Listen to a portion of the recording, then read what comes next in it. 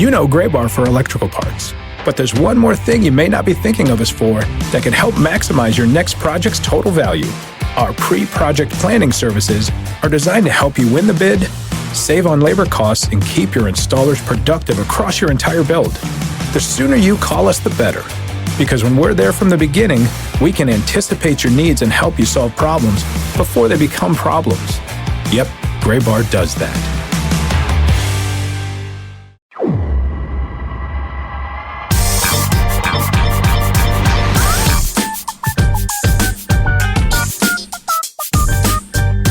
In a very fitting 2020 way, this week should have been the end of the minor league baseball regular season. I am sitting in a state that half the state has been under wildfire advisories and the other half under snow and freeze advisories, a winter storm watch. I got snow at my house yesterday on September 8th. And there's no minor league baseball to talk about this week. It all plays in perfectly. It's 2020, man. It's isn't it great for everybody? Aren't you? Yeah, I mean, we'll talk about this more later, but in this sort of what if land, imagine if, let's say, the Rocky Mountain Vibes had made the Pioneer League postseason. Yeah, we have a snow delay in the playoffs. Labor Day weekend, essentially. Yeah. No, it's great. It's very normal. Everything's very normal and cool. Or I guess anywhere in the Pioneer League, really, right? Isn't it snowing? Yeah, pretty much. Just all over the Rocky Mountains? Yeah. It's been a very regular early September, obviously. And it's supposed to be back to like 89 degrees by next week. Everything's real normal. Do you think the snow will stick or no? We didn't even really get that much. We were supposed to get 3 to 6 inches of snow, and we got like a dusting. Like it barely stuck to the grass. I mean, it's been a billion degrees here. It was 94 degrees 2 days ago, and then dropped 50-some degrees that night. Like it's summertime still. The ground is too warm. There wasn't going to be much that stuck. But yeah, so I think the playoffs would have been able to go on rather quickly. But man, it would have been a miserable game if anybody had to play last night, but they didn't because 2020.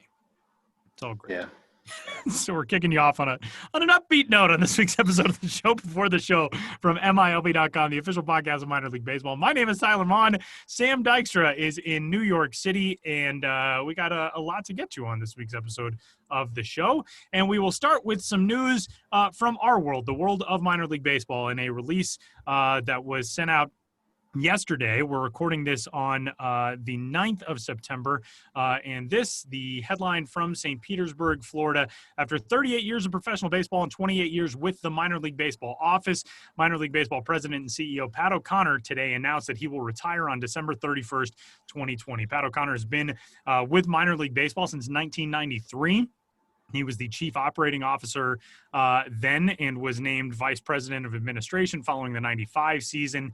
He was named the 11th president in minor league baseball history in December of 2007 and was actually just reelected to that post in 2019. But obviously there is a new chapter coming in the relationship between Major League Baseball and minor league baseball, as we are all very aware.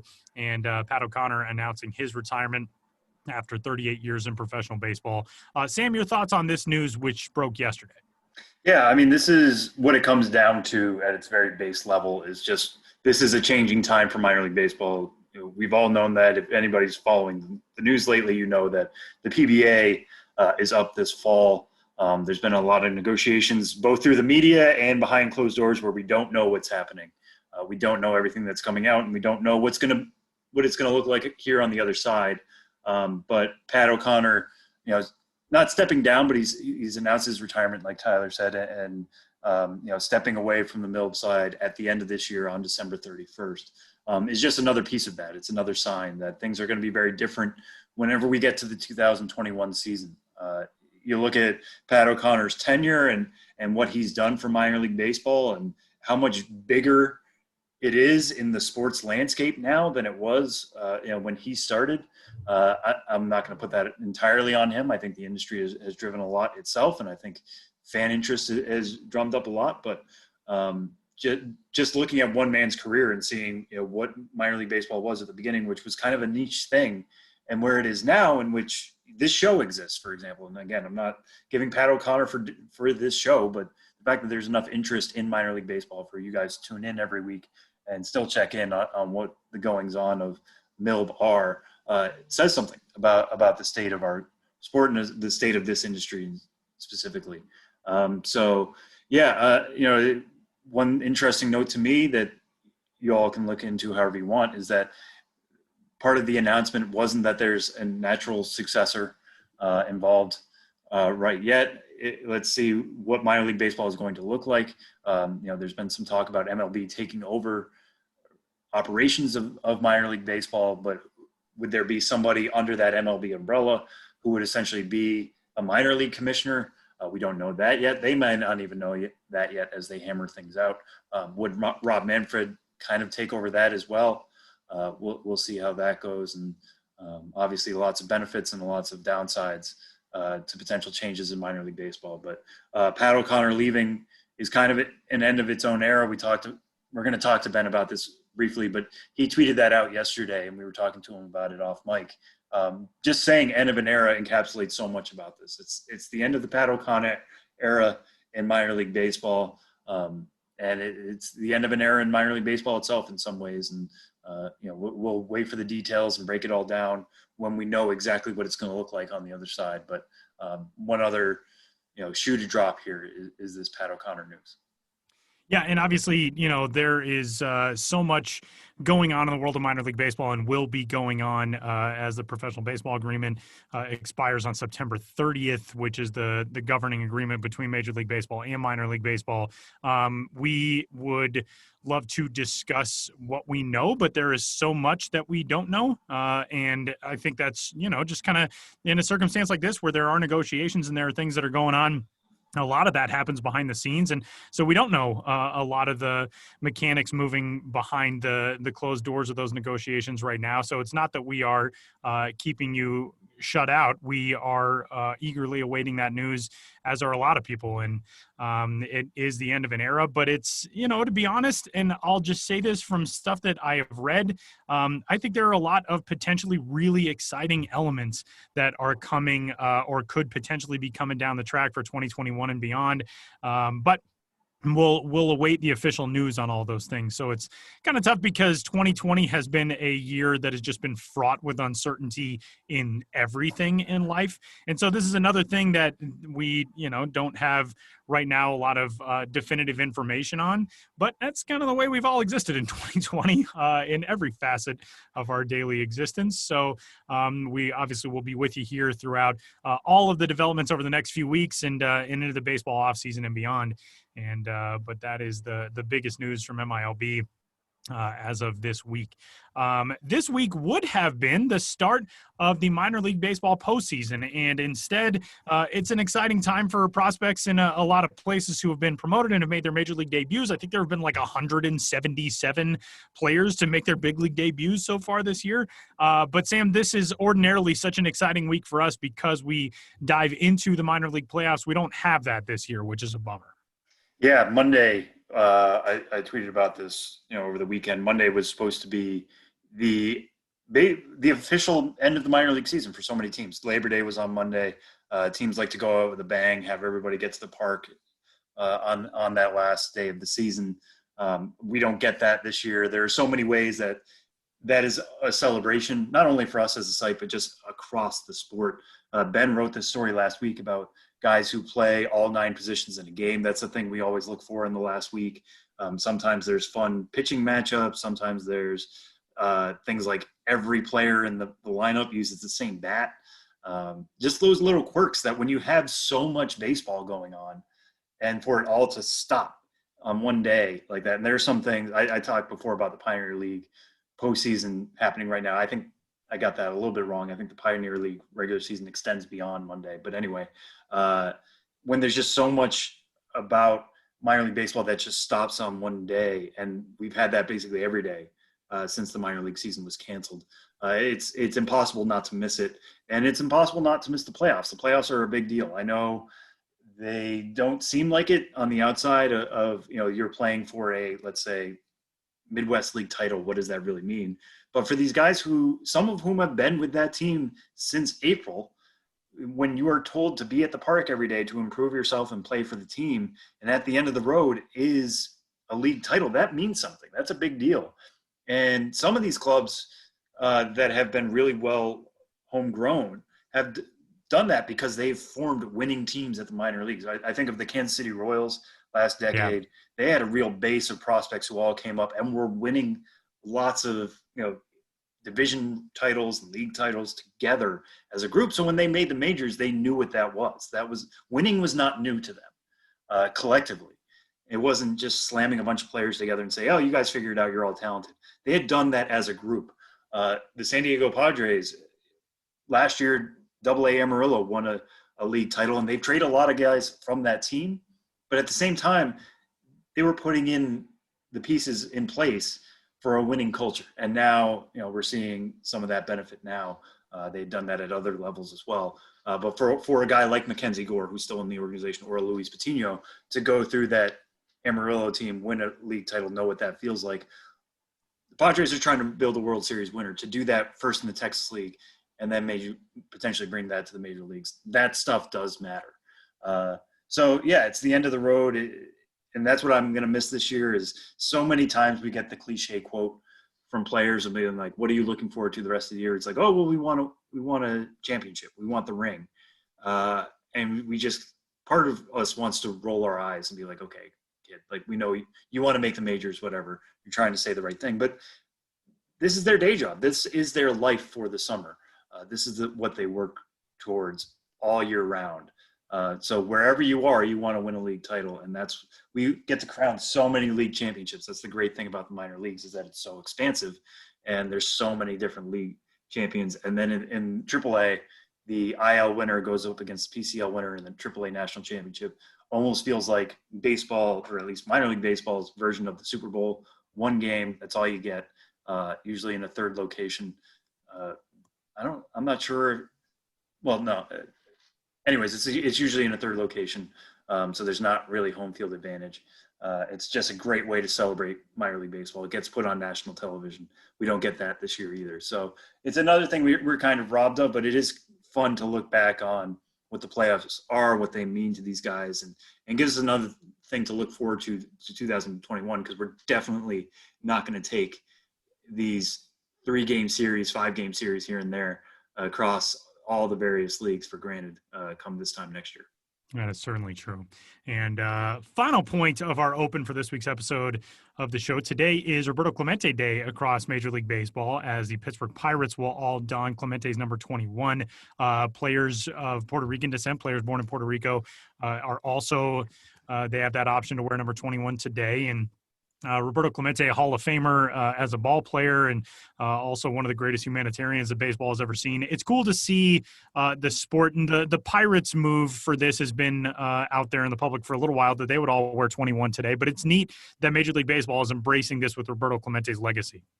Yeah, no, definitely. And I'll add my voice on top of that. I think 21 should be retired across baseball. Yeah. We know what type of player Roberto Clemente was. 3,000 hits obviously stands out. If you get a chance to see his arm from right field, it was incredible. The potential 5-tool guy, really the standard for outfielders from his era. And knowing what we know of him about a humanitarian and the way he died trying to deliver goods, down to the Caribbean and tragically dying in the plane crash. This is a guy who is a hero to so many people in this game, not just Puerto Rican players, but, Latino players from all over, from anywhere in the Caribbean, from places in South America. And really, he should be the standard for any player, regardless of where you come from, to be that type of player on the field, like I said, 3,000 hits, and to be the type of humanitarian he was off of it. That's the type of standard we should all be uplifting. And you hear guys from Puerto Rico talk about him. I know Francisco Lindor, went on about him just this week. And, the Molina brothers are from Puerto Rico. Carlos Correa is from Puerto Rico. Javier Baez. There's a really strong influence, especially at the major league level right now, for Puerto Ricans. And knowing that they have almost this guy who's basically a baseball saint to look up to and set that standard is huge. Jackie Robinson's 42 is one of those eternal numbers. I would love to see Roberto Clemente's numbers join that as well, just so we can give him a space and remember him every year. Let's not let this be a this year thing where it's only the Pirates and only Puerto Rican players. Let's all celebrate him together, make sure his number is retired. And so, when kids of any stripe from anywhere go to a major league park and they look at the retired numbers and they see, their local clubs players, they see 42 and they ask about 21, who does that stand for? They ask their parents, and their parents can give them that story, and that becomes it. Roberto Clemente becomes a hero to that kid as well. That's huge, and those are the stories we should be telling about our game. So excited for what's happening today, like you mentioned, with the Pirates and with Puerto Rican players. Would love to see that expanded in the future, but never a bad time to look back on Roberto Clemente's legacy and what he means to the game of baseball. And a guy who was so proud of his heritage and who he was early on in his career. Media members, and largely, of course, white media members, tried to call him Bobby Clemente. They tried to make that his name, and he stood up and said, "No, my name is Roberto. My name is Roberto Clemente, and that's what I want to be called." And to be able to do that in that era and make sure that you're putting your stamp on your own legacy and not letting anyone write that for you is pretty incredible. And yeah, a guy who's, like you said, trying to deliver goods to earthquake victims and is killed in a plane crash. He knew so much of his life was bigger than just baseball, and yet he was one of the greatest baseball players of all time, and a pretty incredible man, and a very neat day today for honoring him in Major League Baseball. And across the minor leagues, obviously there are a lot of teams that have done that as well. I know the Hartford Yard Goats have number 21 retired, but Roberto Clemente, a guy who, if you don't know a lot about him, pick up a book. There's a great biography about him, and you can find a lot today. And obviously you'll be hearing this later on in the week, but there will be a lot out there about Roberto Clemente, and go do your own reading and research, because he is a fascinating baseball life. And with that, we'll wrap up our intro on this week's episode of the Show Before the Show. A lot coming up today, and we'll try to get you up to speed on what life would have been like in the 2020 postseason and such, but we'll also look back at what some teams have done this year to try to capture the feel of a season in which there was no season. Benjamin Hill will join us later, and Josh Jackson will join us later as this week's episode continues on the Show Before the Show.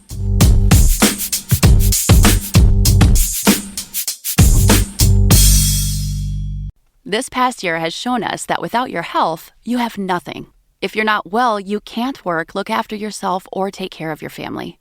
You can't enjoy the life you've worked so hard to build. That's why you need to prioritize taking care of your long-term health today, before it goes from good to bad to worse. So invest in your long-term health with Forward. Forward is intelligent medicine with a personal touch. Their doctors are dedicated to catching top killers like cancer and heart disease early before it's too late. And catching them early could save you tens of thousands of dollars in the long run. Everyone's health history is different, which is why Forward doctors personalize a health plan with you, based on your genetics, lifestyle, and biometrics to achieve long-term results and ensure nothing gets missed. It's time to invest in a doctor that's invested in you. Go to GoForward.com today to protect your future health. That's GoForward.com. GoForward.com. Joining us on this week's Minor League Baseball podcast, the Show Before the Show, is Double-A Amarillo manager in the Padres system, Phillip Wellman. Phillip, thank you so much for joining the show. How are you doing? I'm doing great. It's my pleasure to be here. Thank you. Yeah, no, thank you so much for joining us. And a big reason we wanted to bring you on the show this week, actually two big reasons, but one of the biggest reasons is right now would be the start of the minor league postseason. We would be talking about previewing, postseasons across the country, coast to coast, Double-A all the way down to the rookie levels. You went through a postseason last year with Double-A Amarillo. You guys won a Texas League title in the first year of the Sod Poodles' existence. 1 year on from that, what are your memories of that postseason run, and what did you take away from last year and that group?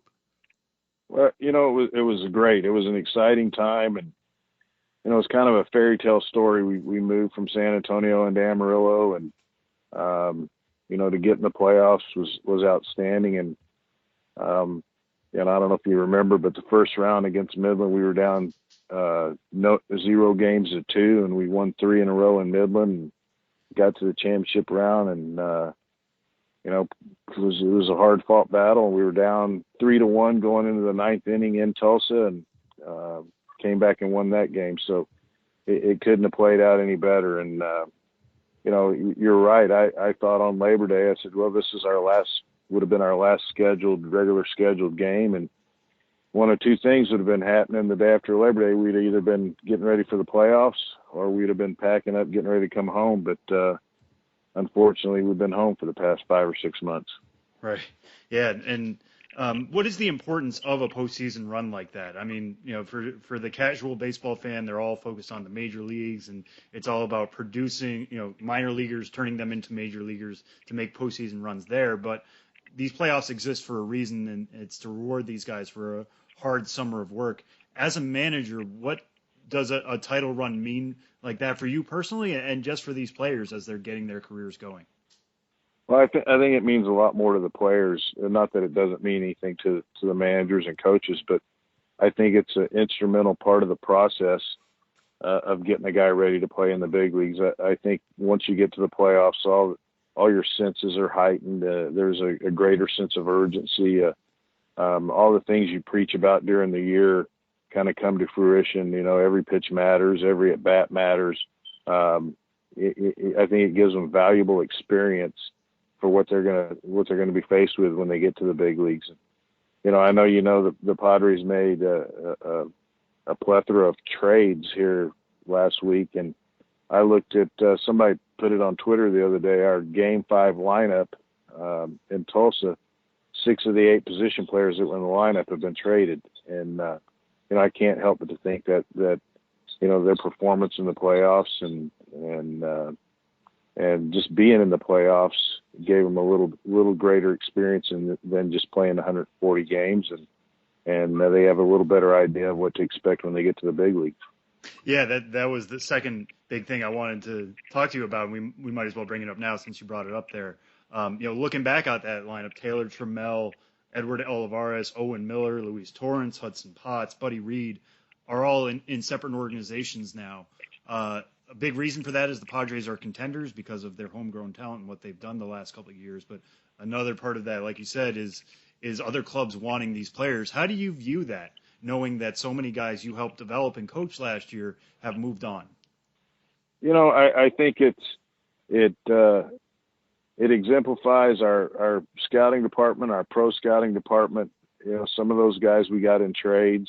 Some of them were homegrown, and I think it bodes well for the player development staff, all the way down to rookie ball, because a lot of those guys, Andres Munoz and the like started out with us in rookie ball and developed very nicely before they ever got to Double-A, and hopefully we finished them off a little bit and helped them realize some things that they needed to do to be successful in the big leagues. And lo and behold, now, I turn on and I see Josh Naylor in the big leagues and Edward Olivares and the Royals in the big leagues, Torrens and Ty France with the Mariners. And, you can't help but to feel proud and feel good and feel happy for those kids. And hopefully, we have a little bit of fingerprint on them that help them develop to be able to go be successful in the big leagues. And what do you feel like that fingerprint is for the Padres right now? Obviously, having one of the best farm systems in baseball, even after all these trades, speaks to how good the player development pipeline has been the last couple of years. But what would you say is the Padres' stamp on prospect development? I think we stay with we had a Zoom managers meeting the other day, and I brought up the fact that I think that the fact that we're unified across the board in our player development system, and we have pretty specific player development plans for each of them. And every time a kid got promoted from A ball to Double-A, that's the first thing I would do is get on the computer, go to their player development plan, and we tried to stay, consistent with what we were stressing and what we were teaching and what we were trying to develop from each and every one of those players. And it paid off. And like I said, some of those guys that were traded have been around for 4 or 5 years. I think something that gets overlooked often in our player development, because we are there to develop players, but I think the fact that we put a pretty good product on the field at every level, and we're able not only to develop them, but we teach them how to win. And I've always thought that was very important. As long as they turn the scoreboard on every night, I think there's an objective. You have to trust the process, but without an objective, it's kind of useless. And the fact that these guys were able to get better and produce and win ball games all bodes well for the organization and for the player. So when his time is there to go play in the big leagues, he has an understanding of what he's there for. Yeah, and specifically when it comes to managing in the playoffs, how do you marry those concepts? Because a lot of what the minor leagues is, as you mentioned, there is player development, getting these players ready for the major leagues, forming out their tools. But when you come to the postseason, it's win every day. And I know that's the case during the regular season too, but that's to a heightened level of the playoffs. How do you marry those as a coach, as a manager, and in your discussions with players going into must-win games like you guys had last year against Midland and Tulsa?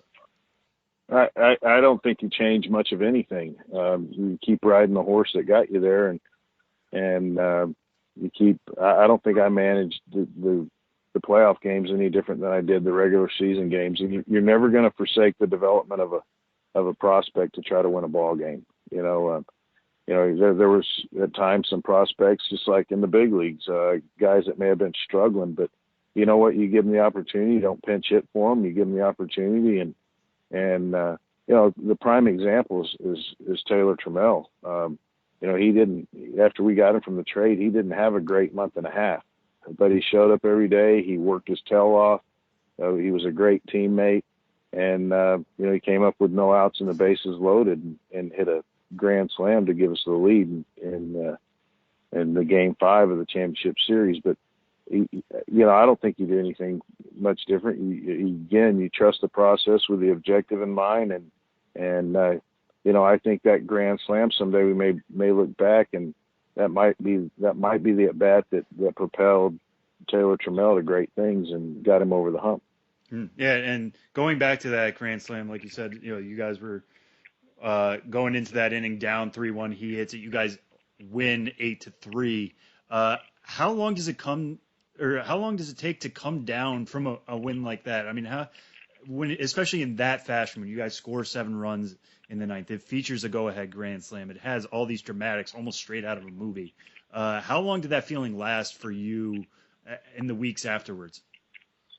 You know what? When I think about it, even today, I still get kind of excited. It was, as a manager, sometimes you look for the right things to say, and I remember them coming in off the field after the bottom of the 8th, and I was walking down the dugout to go out to coach third, and the only thing that came to mind to say to them is because they kind of had a blank look on their face because they were 3 outs away from their season ending after having a great run, and I remember telling them all I told them was just keep playing.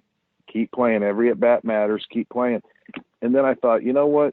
The reason I said that is because that's what I've been saying all year long. Whether we were up or down, hey, it all counts. Keep playing the game. And I guess I'm not smart enough to come up with any good meat rock meat speeches before the 9th inning, but lo and behold, a couple of walks, a bunt for a hit, and then the bases are loaded, and then Taylor does it, and we kept going. That's what impressed me with him, is that even though we took a 2-run lead, we kept playing. Another walk, another hit, and then Hudson Potts hits a 3-run bomb, and I knew our bullpen was in pretty good shape, and Travis Radke came in and went 1-2-3, and the celebration was on. But it was it was a great feeling, and it was like I said, it was almost fairy tale, because I'll be honest, there were times, during that game where things weren't going real good. We weren't swinging the bats good. We were down 3-1. And I remember going out to coach third in the 8th thinking that, I better come up with something to say to these kids if we lose, because they put in a lot of effort and they've played their rear ends off. And then all of a sudden I thought to myself, why are you thinking that? Why are you even thinking about that? Just, if it happens, if we end up losing, just speak from the heart, and they'll appreciate that. But, I was kind of thinking about what I needed to say if we lost. And that to me was that little man on your shoulder talking nonsense. And I quickly aborted those thoughts and said, hey, we still got 6 outs. Let's go. And lo and behold, they kept grinding out at bats. And, we preach three things in the Padre organization: offensively, on-base percentage, in-zone contact, and out-of-zone chase rate. And, all those things, they came to fruition in the last inning. We got guys on base. We didn't chase bad pitches. And when we got a pitch in the zone, we hit it good. And it was kind of a culmination of a season-long, teaching session or player development session. It was something that, a lot of the cliches you hear about as a kid growing up, until you feel them like that inning right there, you often don't believe them. But I'm a firm believer now. A game's not over until that last out's made. Yeah, and you mentioned Taylor Trammell in there, and let's go through some of these individual prospects that have been traded. You mentioned a rough go of it from him last year after he got traded from the Reds in the middle of the season. He had 32 games with you guys during the regular season, had a .697 OPS. Obviously, a lot of people are still big fans of his, both for his work on the field and off the field. What impression did he make even when he was struggling, and what do you think led to some of those struggles for him down the stretch that he was able to correct it in one big at-bat there in Game 5? In all honesty, he struggled when he first got there, and I know he came over highly touted, and he knew that, and I think he pressed a little. And I remember calling him in one afternoon and talking to him again, saying, "Hey, just be yourself. Just go be yourself. You've hit before. You don't forget how to hit. Just go be yourself." And I don't know that he made any real adjustments per se mechanically or anything during the season. But the last 2 weeks of the season, the real Taylor Trammell started showing up, and he probably did most of his damage in the last 2 weeks. And then he was really good in the playoffs and in the 10 games we played in the playoffs. And he came back to big league camp this year, and I did notice some mechanical adjustments, and I looked at some video of him from when he was an A-ball, and he looked more like that. He was more upright and working down and through the ball, and he swung the bat really good in big league camp. But I can't help but to think that Grand Slam gave him some freedom in his mind and in his thoughts, and just because he went home after the season and he went to work and cleaned some stuff up, and in spring training I saw a different guy. And the other guy you mentioned there who hit a home run, Hudson Potts, now a member of the Boston Red Sox organization, coming over in the Mitch Moreland trade. He spent pretty much all last year with you guys, 107 games, hit 16 homers, but was aggressively pushed, I would say. He was there for his age 20 season. There were some reports that he struggled a little bit with velocity up and in, but again, had a big moment there at the final game. What did you see from him, especially being such a young player thrown into the deep water of Double-A, and what development did you see from Hudson Potts in 2019? Well, he in 2018 he came up halfway through the season as a 19-year-old, and it's easy to say that if a guy struggles and he comes up early and he struggles, it's easy to say he was pushed, but I thought it was a great experience for him. He got his feet wet in 18, and then 19, there was some improvement in some regards. His defense was a lot better. He had a better idea. Even though his at-bats may not have always been productive, he had better at-bats. And, I suspect if the Red Sox start him in Double-A again as a 21-year-old, you'll start seeing the real Hudson Potts, because he's got some tools that you can't teach. What would those tools be, would you say? One of them's power, obviously. And, I think he has tremendous bat speed. I think the longer you'll play, you said something about velocity up and in. I don't think I've ever written a report in 35 years that says guy really handles velocity up and in well. I don't think there's many guys. I don't think there's big league hitters that handle velocity up and in very well. And I think in due time he'll learn to lay off of that and not swing at it. And because that was some of the things.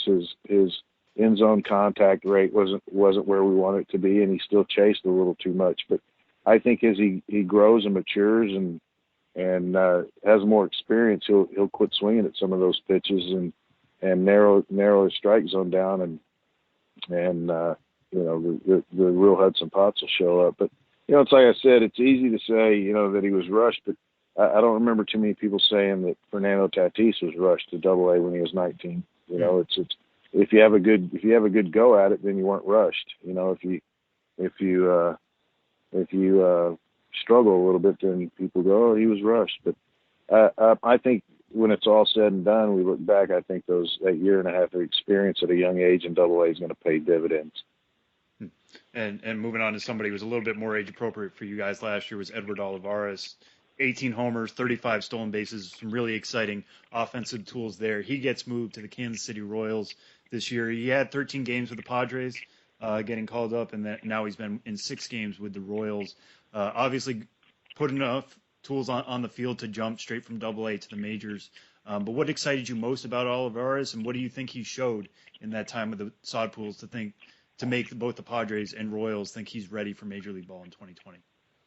I think his tools are very obvious, and I'll break those down in a minute. But I think just his baseball IQ and his instincts and understanding how to play the game, and that was impressive for me for his first year in Double-A. And his ability to be consistent all year long was incredible. And there were games where you'd look back after the game and you'd say, how did Edward Olivares help us win tonight? Well, some nights it was his defense. He'd run a ball down in the gap. Some nights as he'd throw to the right base and the next pitch would be a double play ball.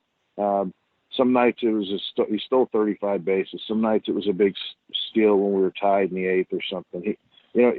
He could beat you in with his tools every way possible. It wasn't just about his bat and it wasn't just about his power, but he could run, he could steal bases. He was a great base runner.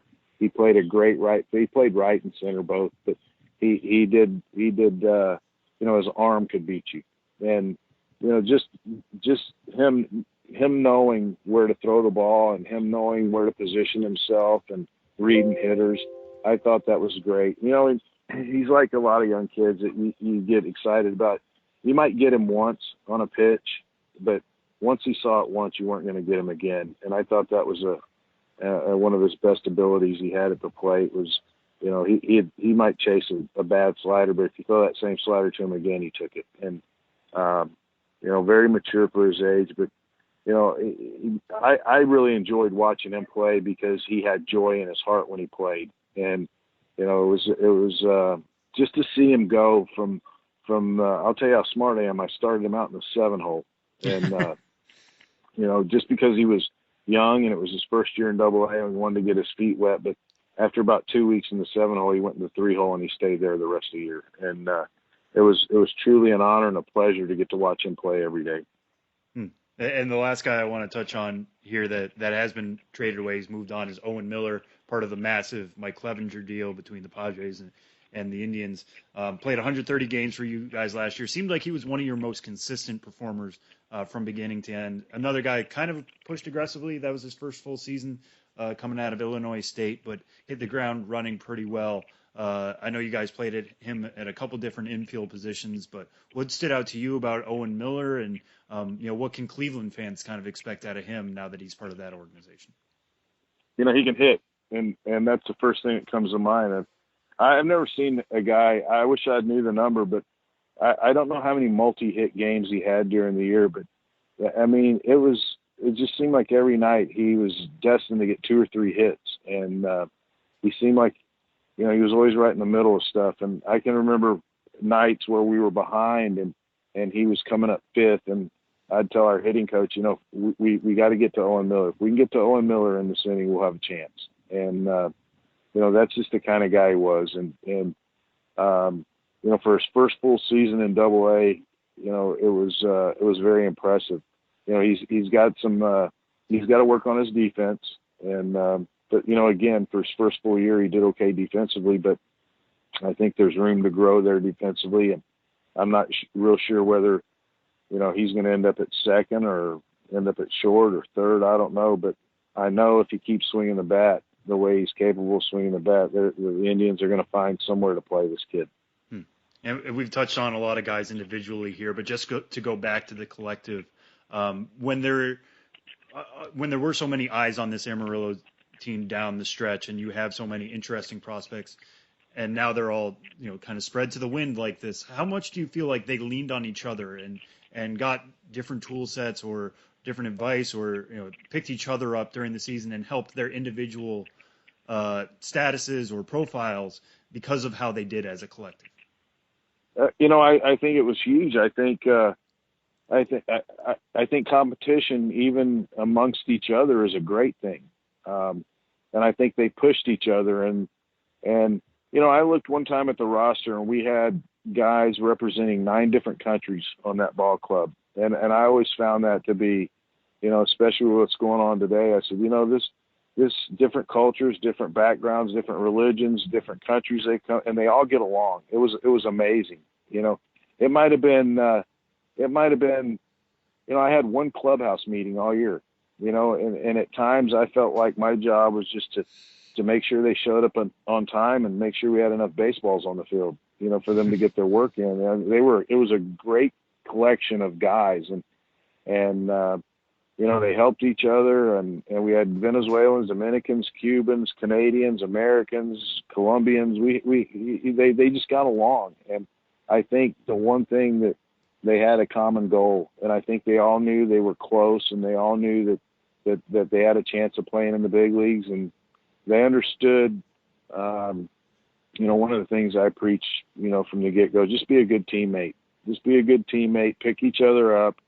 A guy makes an error, you got to make a pitch, pick him up. And, I can't tell you how many times between innings I'd see Ivan Castillo, if he made an error, the pitcher would make a great pitch, and between innings he'd go, "Hey man, appreciate it," and that's in essence, that's their job. And the pitching staff, the position players, the offense picked up. We had a rough inning pitching. They picked each other up, but I think just the competition within the clubhouse is always good, and I think they didn't back down from it. And Ivan Castillo led the league in hitting, but Eddie Olivares, he wasn't gonna let Ivan get too far ahead of him. And they just pushed each other, and in turn they got better. All right, Phil, we'll leave you on this one. My colleague Katie Wu did a story back in July that I don't want to spoil too much. I want people to go seek it out, but it was about how managing is kind of becoming a family business for you, and the way your son Brett has been coaching the sod squad there in Amarillo as part of the Texas Collegiate League. We normally have prospects on the show and players, but I wanted to get your perspective from this as well.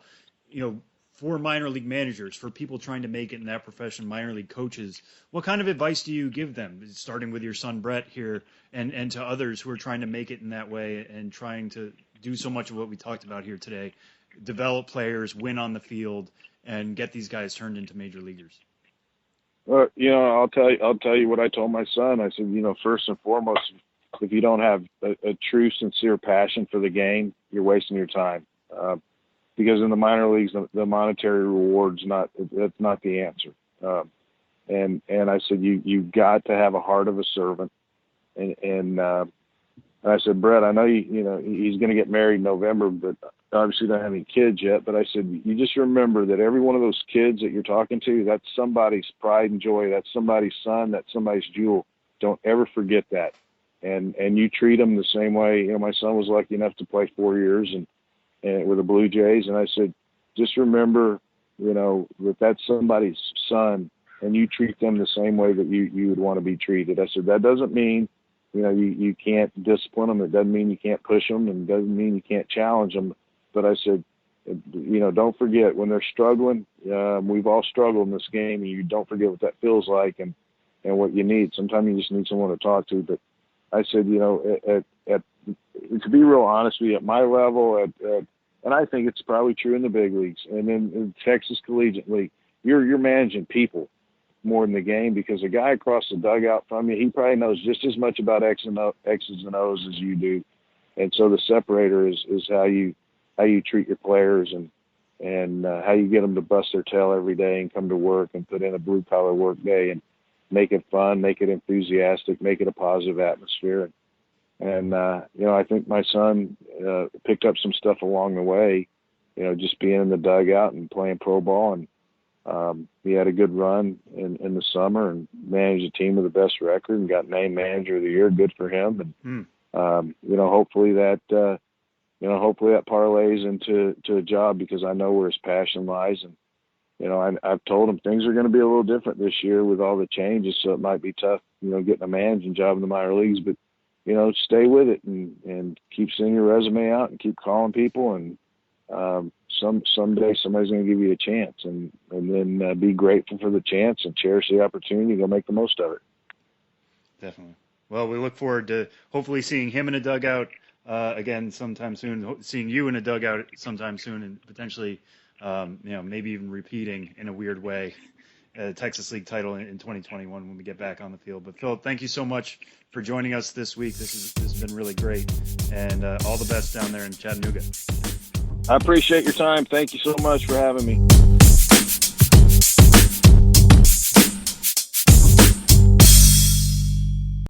It is hard to believe that we would be talking about the final weekend of the regular season with Benjamin Hill, and in an alternate universe, maybe we're doing that somewhere. Ben led off a story this week that said, quote, "Ready to have your mind blown? If the 2020 minor league baseball season had happened, it would have already happened," meaning that the final day of the regular season would have been this week on Labor Day, which is insane. And we welcome Ben in for this week's conversation. Hey, Ben.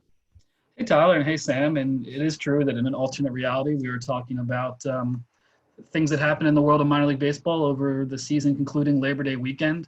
I believe I was on the road somewhere, perhaps Fredericksburg. I'm getting a faint transmission of the alternate us in the conversation we're having. And I'm trying to tune that out so I can focus on this dimension's conversation. It's kind of difficult. But yes, there was no season in 2020. But if there had been, it'd be over. I just can't make sense of things anymore. Well, it's a great story that is up on the site that it's titled Hindsight 2020. And you look back on kind of what would have been in the 2020 season. I know we talked about that a lot this year, but also discussing a lot of things that did happen as teams, kind of tried to flex their creative muscle in the most challenging season in minor league memory, whether it was doing streams of games on MLB The Show or opening ballparks up to fans for movies or fireworks or whatever it is. Take us through this rundown of kind of what did happen in a season in which there was no season. Yeah, exactly. The premise of this article is that there wasn't a season, but we still had a season, and that minor league teams didn't completely shut down entirely. Or at least most of them didn't. They, still tried to generate revenue, still tried to be active in the community in some way, shape, or form. So this article is a roughly chronological run through of the things we saw this year and the things that comprised the season as it was. So like you mentioned, MLB The Show video, streamed live via Twitch, and even some teams aired their MLB The Show games on like local television. If you can remember back that far into April, and then Binghamton Rumble Ponies did that. Then talking about, the emergence of masks as a new piece of team merchandise that everyone was selling, parking lot fire shows, parking lot fireworks shows, there we go, that the Omaha Storm Chasers did first, and then we started to see those around minor league baseball. Daytona Tortugas did the first movie night, and then there were some teams that, due to their state or county regulations, couldn't allow people onto the field. So there were some teams like Rocky Mountain Vibes who did drive-in movie nights, if you recall that, with cars literally driving onto the outfield. Of course, a roundup of curbside concessions. Then special standout things like, of course, Pensacola Blue Wahoos becoming a Airbnb at the ballpark, $1,500 a night. Airbnb rental at the ballpark that went viral. That got a lot of recognition, and so on and so forth. The whole spate of undefeated T-shirts once the season was officially canceled, with teams declaring themselves undefeated, and then of course the more snarky iteration of those shirts where teams kind of took a more skeptical view of 2020, like the Durham Bulls. This is bull shirt. And things of that nature. And those shirts continue to come out. Just Visalia, just earlier this week, released a shirt, the Visalia Rawhide, that says 2020, and then straight cow, and then a poop emoji, or a bull, really. So straight, bull, poop kind of thing. Anyway, you can think about it. And if you want to get a shirt that has a bull and a poop emoji made by a minor league baseball team, check out the Visalia Rawhide, and so on and so forth. So teams, kept doing things and keep doing things. And obviously there's not a hard and fast line between the off season and the season as there is in most years. So a lot of things I wrote about in the story will continue in some way, shape, or form through the off season. And then everyone has his fingers crossed for as normal as possible 2021, although it'll certainly be its own adventure for many reasons, 2021. But just looking forward to that, and looking forward to hopefully a full 140 game minor league baseball season. Yeah, and that's what I wanted to ask about too, Ben, is so much of this story is probably hopefully going to stay in 2020. Those shirts you're talking about, the idea of needing to sell certain types of merchandise and certain types of food as takeout options. But do you feel like any of this could carry forward into the 2021 season? Not necessarily like fireworks shows in the parking lots, because hopefully we'll have fans in the stands next year. But what of these other things? Are we going to see like Airbnbs during road trips? What do you think about some of the ideas that came out of this year could carry forward to next year? Yeah, I think absolutely. There are some things we'll look back on, in this article, in the 2020 season as a whole, that we'll look back on as very much products of 2020. But I think a lot of things is teams, necessity is the mother of invention. But now that teams through necessity invented these things, they might, say like, oh, this is something we can incorporate in a quote unquote normal season. And I think, to that end, more, movie nights on the field for sure. I think a lot of teams were woken up to the fact a little bit that their food and beverage operation doesn't have to be just for 70 home games and events at the ballpark, that you could be, in some cases, a delivery service or a place that fans could go, just like a restaurant with regular hours, that kind of thing. Just food and beverage is a revenue source year round. Food at the ballpark to go, I think, is something that will last beyond that. Even maybe, some cardboard cutouts, teams that have, big oversized ballparks, find a way to get some cardboard cutouts in there. Maybe some Florida State League teams that play in spring training complexes.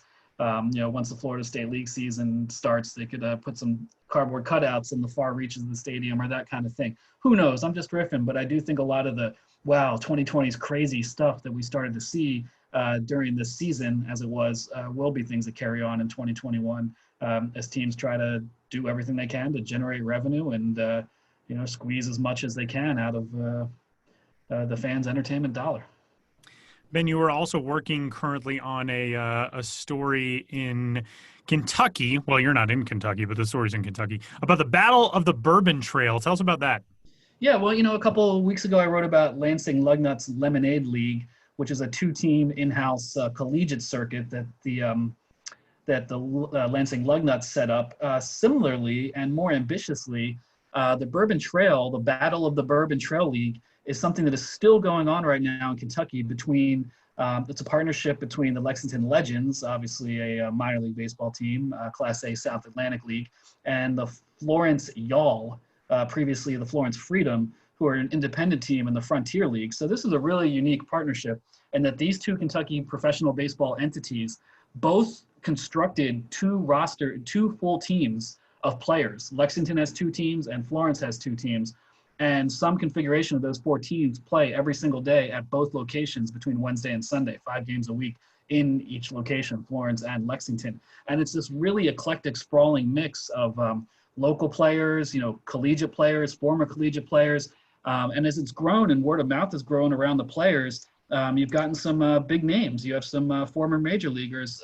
Most impressively, right now, a member of the Battle of the Bourbon Trail version of the Lexington Legends is Brandon Phillips, who is tearing things up at the plate, currently batting .386, according to my notes, with a .426 on-base percentage. He's had some walk-off home runs. His brother, I forget his brother's name, manages one of the teams in the league. Other members who are playing in Lexington right now, Robbie Ross Jr., Ben Revere, both guys who went to high school in Lexington, so they had connections, and now they're playing in this improvised 4-team league taking place between Florence and Lexington. And so it's, again, talking about 2020 and necessity is the mother of invention. This is a really unique one, a partnership like this, and something that it does seem hard to imagine this existing outside of the context of 2020, but it's pretty cool. 4 teams still in operation, and there's going to be a playoff series, I think, coming up next week. And Ben, before we let you go, we talked about this earlier in the show, Tyler and I, but we just wanted to get your reaction here with the news that Mill president and CEO Pat O'Connor is retiring come December 31st. You've worked for the site for a long time. Pretty much the entire time has been Pat O'Connor's tenure. Just what was your reaction to that news that came down earlier this week?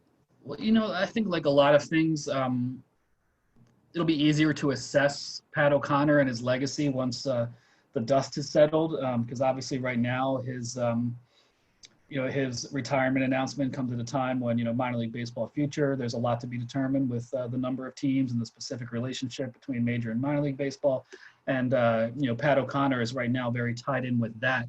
But I think as time passes, I will say on a personal level, I've crossed paths with Pat many times through the years. He's an active ballpark traveler in his own right. And, he was always very friendly to me and supportive of what I did. And he has had almost 4-decade career in minor league baseball, almost 3 decades in the St. Petersburg office.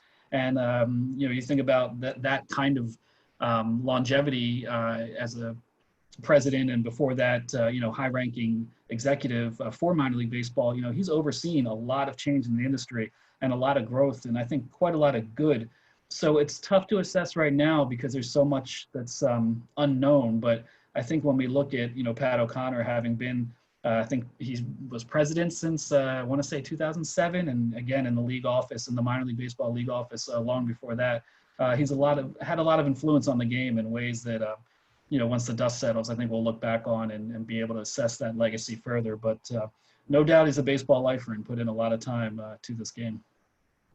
Benjamin Hill, you can find on Twitter at Ben's Biz, and the stuff is up on the site right now. And thanks, man. It's weird to be talking the last week of the regular season, not have a last week of the regular season to talk about, but obviously a lot coming up for us, and we'll continue our conversations about the business and where we're headed through the end of the month.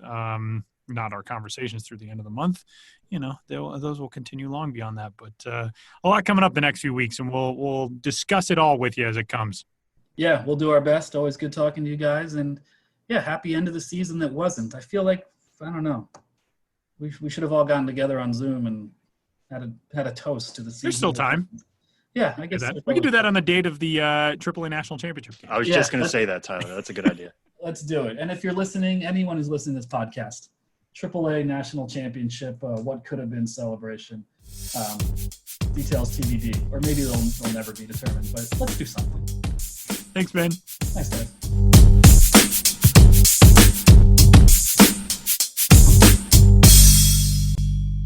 Getting a chance to catch up with Josh Jackson on our minor league writer spotlight this week. I feel like it's been forever since we've talked with Josh. Hi, Josh. Howdy, everybody. How's it going?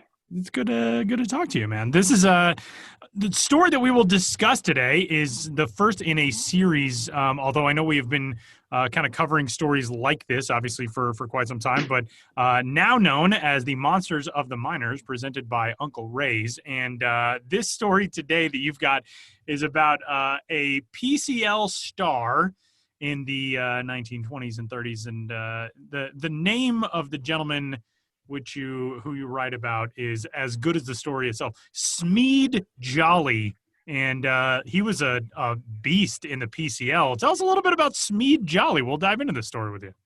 He was indeed a beast in the PCL, and a monster of the minors, if you will. He was a monster of the minors, and he's a character. I think some baseball fans who have like a certain level of familiarity with either baseball history or just like old-timey baseball anecdotes will already know Smead Jolley's name, but not as a person who won 6 batting titles in the minor leagues and 2 home run crowns and once a triple crown in the Pacific Coast League, but as a sort of oafish and clown type figure in the major leagues, which is just really unfortunate that's sort of the reputation he has. So hopefully with this story and this podcast segment right here, right now, we can sort of disabuse you of that being the primary image you have of Smead Jolley, if you have one at all. And if you don't have one, I hope I didn't just implant that one first. Because let's focus again on the fact that just raked absolutely, basically everywhere. He, even in the majors, he was a very good hitter. He hit 305 with 178 extra base hits and 473 major league games. So it's not like he was, great. We're not talking about a guy who is somebody we would call like a 4A hitter today. This is a guy who just was one of the great hitters of his time. And that's not me saying that. I'm talking about, I never saw him hit. I'm talking about people like Bobby Doerr and Luke Appling was tremendously impressed by his hitting. These are people who saw him hit, played with him, and knew that this guy was just an absolute, crackerjack in the box, to coin a term, a fitting term for a player of his era. He was an Arkansas-born slugger. He ends up in the PCL, and this is obviously a different time. We've discussed this on the show in the past, but the Pacific Coast League in the 1920s and 30s and 40s and on was essentially a third major league. It was a much different era of baseball in which there were not direct affiliations in a lot of cases between major league teams and minor league teams or minor leagues as such. So he ends up out there and it kind of turns himself into this Bunyan-esque character of, winning a Triple Crown and hitting over 400 and all that. What was as he started to gain that notoriety, I know the defensive, I don't want to say prowess because it sounds like that was not necessarily a calling card, but that was something that stuck with him. How was he viewed by his contemporaries around the game of baseball? Because like you said, when he got to the major leagues, there were a lot of guys who said, oh no, he could really hit. It seems like he was just kind of one of those guys that fellow players recognized how special his talent was. Absolutely. And I think fans did too. Tyler, I remember slacking with you like a while back when I was starting this story, and I'd found like some old message board from the earlier days of the internet, and there was like a 96-year-old man. Oh yeah. You remember this guy? So he remembered Smead Jolley from going to San Francisco Seals games when he was a kid, and just he said, this is the greatest hitter who's ever played baseball. Now, I'm not telling you that that man is sort of empirically right, and that but that's the impression that he could make on players and fans for sure. And you alluded to his size, and I guess I should too, that he was a very big man. He was 6'3", which is a little taller than Ruth, and especially at the time, the 1920s, 6'3" is like a 7-footer now. Exactly. And his weight was about it, over his career, it varied. I know how that goes. My weight has varied tremendously over my career, but he reportedly up to, like, I saw one newspaper from toward the end of his career list him at 240 pounds, from about 210 when he started. So he was a huge man. And yeah, I'll tell us. Yeah. So the question you asked me was about how other players saw him, and you also mentioned, the defensive, not lack of prowess.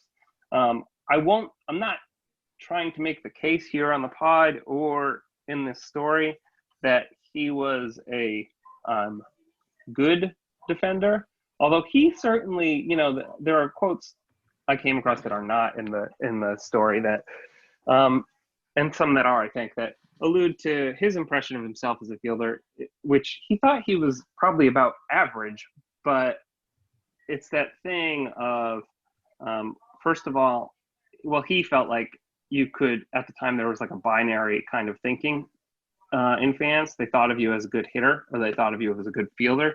And in most cases, he felt like, if they thought of you as a great hitter, they thought of you as a terrible fielder. In reality, he was probably pretty bad. But it's also that thing of like, if somebody, if you know that your friend thinks you're a bad driver, then every time you like hesitate weird at a stop sign, or like every time you do anything that's like anything really, you can find something to sort of confirm that view of you, that label that they stuck on you. I think that probably happened with him. He was definitely, not maybe the fastest guy, not the most graceful. There's an anecdote, that's the most famous one about him that is in the story, so I won't go into too much, but there's a story that he allegedly made 3 errors on the same play one time as an outfielder, which, that's hard to do. That's probably fictitious. There's another story that's not in the story on MILB.com that I think I heard this one in Luke Appling's Hall of Fame. He gave a oral history to the Hall of Fame and talked about who he called Smeady Boy. And his story about Smeady Boy was that they were with the White Sox and they came to Fenway, and there used to be like he called it a bump, like a raised area in the somewhere near the monster, not so close that it was like a warning track, but out in left field there was like a pitch that you'd have to climb. And he tells the story of Smead Jolley playing out there, and before the game he's working to like master going back on the hill, master charging up it, master dealing with this little raised piece of land every way he can, and then during the game he has to charge forward on it, and he goes charging forward and he falls right on his face, and he comes into the dugout when the inning's over and he says, "They taught me how to go up that hump, but they forgot to tell me how to come back down it." So yeah, you get the impression that certainly there was a degree of klutziness there that was real. But like, you look at his hitting and you think, this is a guy who, first of all, if he were playing in a designated hitter era, he'd probably be in the Major League Baseball Hall of Fame. But he is in the Pacific Coast League Hall of Fame for how good a hitter he was for so long. He had a 20-year professional career, big portion of that in the Pacific Coast League. That's one of the amazing things about that era, that guys could play 20 plus years in the minor leagues. That's not a thing that's happened for a long, long time. Right. In some cases, you could make, for some players, we're not talking about like, the Ruths of the era, but you might make more money in the Pacific Coast League than you would from a major league team. That's not the norm, but just the fact that it was possible that it could happen sort of tells you a lot about the era and sort of the idea of what the Pacific Coast League was. Again, we say this every time, but St. Louis was the farthest west that Major League Baseball got at that time. Yeah, and that kind of brings up something I wanted to ask about, Josh, which was, looking at his baseball reference page, this is a guy who drove in 100 runs in the majors in both 1930 and 1932. He finished in the top 25 in AL MVP voting in 32 when he split the season between the Chicago White Sox and Boston Red Sox. Do you think it was just these issues of like these tall tales of his defense, like that actually hurt him? I mean, at the time, obviously there wasn't TV. All you had were scouting reports, and if on the scouting report was that this is a guy who can't handle hills or makes 3 errors in a game, that's going to hurt him. Or do you feel like the reason why he didn't last as long in the majors was because of what you're saying, in that it was in some ways just as good to go and dominate the PCL for decades? Why do you think his major league career was this short? I think that he definitely felt like the reputation was hampering him. And there was talk at the time that to make up for how bad of a defender he is, which, again, I'm not saying there's no truth to that idea that he was a terrible defender, but certainly, however bad he was, the reputation was much worse and much bigger. I really think, that probably was the main thing. I think if he if again, we're also like, it's not like he had an agent who was out there kind of shopping him around to every team. Also, there were many fewer major league teams, and many more minor league teams. But there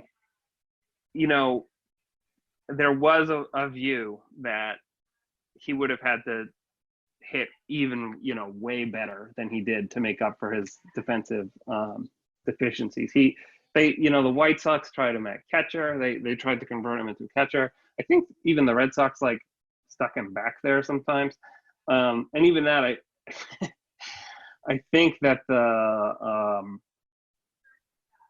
the idea was kind of like, oh, we'll stick him back here, and how bad can it be? Like, how much can he screw up just like not letting a ball go by him, especially considering that he's, as a newspaper account at the time described him, two sizes bigger than City Hall. But yeah, I mean, he had a strong arm, that's for sure. He led the American League in assists in 1930. So I don't know. I mean, it's a little bit of a mystery. But I think, yeah, it's probably a combination of both things, that there were legitimately good opportunities to play minor league baseball where, he could be sort of the big deal that he was. And that there was this idea around the majors that he wasn't going to be a star, right? And so certainly nobody was going to pay him like a star. I didn't come across anything where, a team was offering to sign him for blah blah money, and he turned it down and said, no, I'm going to the Pacific Coast League. He didn't leave the Red Sox of his own accord and return to the PCL of his own accord. That wasn't his decision. But definitely there were reports in his most incredible season in the PCL, of many incredible seasons in the PCL, was 1928, and he was still with the Seals for 1929 because the asking price was so high on him. So that was a factor at that point. But then after after the White Sox bought him from the Seals in 1930, and major league teams saw what he was and how he could hit, and the idea of him as a fielder kind of spread. He wasn't there a long time. He played 4 major league seasons. It is a great story that is up on the site at MILB.com right now. These stories from Josh are always worth the read. They're especially worth the read because of the quotes that athletes were purported to have given to media members in the 1920s and 30s, and also just the way that sports writers wrote back then, because they are tremendously entertaining. So you should go read the story for those, and because it's a great story. Josh Jackson, you can find on Twitter at Josh Jackson MILB, and thanks, buddy. Great start to this Monsters of the Minors presented by Uncle Ray's. Nice work. Oh, thank you very much. Thanks for having me on, and thank you all for listening out there in Radio Land.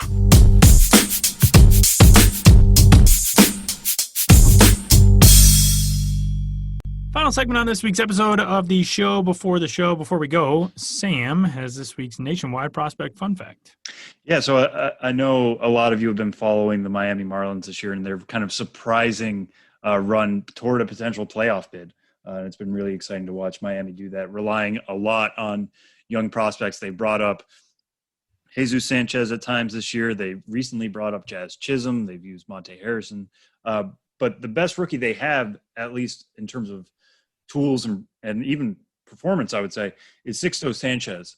And one of the things that has made Sixto Sanchez's transition to the majors so good has been his elite fastball. So I'm going to give a hat tip here to Joe Frisaro of MLB.com. He tweeted out something similar to this, and I updated the numbers a little bit. But there have been 8 major league starters this year to hit at least 100 miles an hour on the radar gun. That's not rounding up, so that's 100 miles an hour and above. Sixto Sanchez has done it 10 times this year. Only Jacob deGrom, who has done it 14 times, has done it more. So Sixto Sanchez coming right up, showing elite major league velocity right now, already throwing 10 pitches at 100 miles an hour or higher. What the interesting thing to me is beyond that, if we take this fun fact to another level, Sixto Sanchez actually has the highest percentage of 100-mile-an-hour pitches in Major League Baseball this year among starters. This is just among starters. He's hit triple digits on the gun 3.1% of the time. Doesn't sound like that much overall, but again, Jacob deGrom, who's done it 14 times, his percentage is 1.8. So Sixto's throwing it almost twice as often as deGrom. This is usually the type of velocity we think of with like an Aroldis Chapman or some of these really hard throwing relievers in the lower levels. But Sixto Sanchez already doing this is really promising, not only for him in his present state, somebody who only pitched at Double-A last year, has not yet reached the Triple-A level, but immediately got bumped to the majors. And if he can keep doing this over the next couple of weeks, he could be the ace of that Miami staff if they make a playoff run, which would be really, really exciting. So who would have thought that a year ago? Who would have thought that 2 months ago when it looked like the Marlins were prepared to potentially punt even on a 60-game season, but they're very much contenders now. Sixto Sanchez becoming the ace of that club, really exciting. And again, it comes down to that 80-grade fastball of his. He has been really fun to watch, and it's hard to believe that we're inside of 3 weeks until that playoff field is really solved and settled. And, yeah, the Miami Marlins, who would have thought, but very much a contender in 2020. And that'll do it for this week's episode of The Show Before the Show. For Sam, I'm Tyler. We'll talk to you next week.